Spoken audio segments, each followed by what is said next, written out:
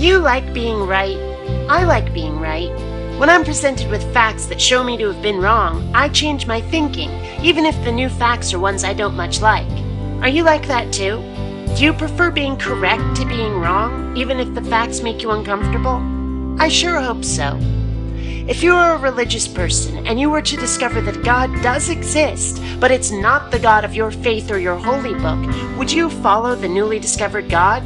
Or would you stick to your original dogma, even knowing that it's wrong? Which is more important to you, the scripture and the way of life, or the belief in a God?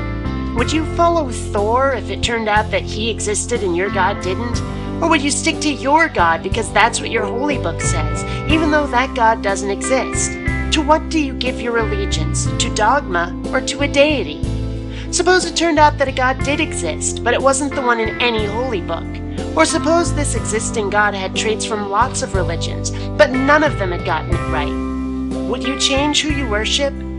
What if it were proved to you that there is no God at all? Would you stick to your religion then? In other words, what would you do if you were shown to have been wrong all along? Does your thinking change, or do you insist on following your holy text to the letter no matter what? And if you stick to your scripture, even though you know it's wrong, even if it has been proved to you that it's a big old lie, I have to ask you, why? Why would you stick to something that you know is wrong?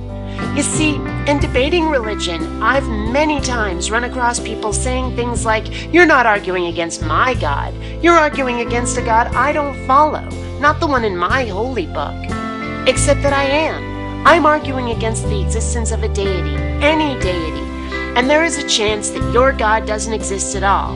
Maybe some God does, or maybe your scripture is wrong. But without some confirmation that your scripture is anything other than bad sci-fi fantasy, I see no reason to address the specifics of your religion.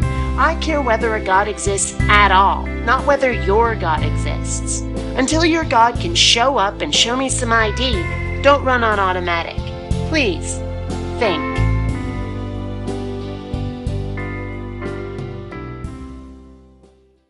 Please take the time to rate this video. And hey, if you dig what I do, subscribe. You might also enjoy my webcomic, The Adventures of Kinneara Baxter. You'll find a link in the info bar. Not rating videos has been shown to cause obesity, acne, and male pattern baldness in laboratory rats.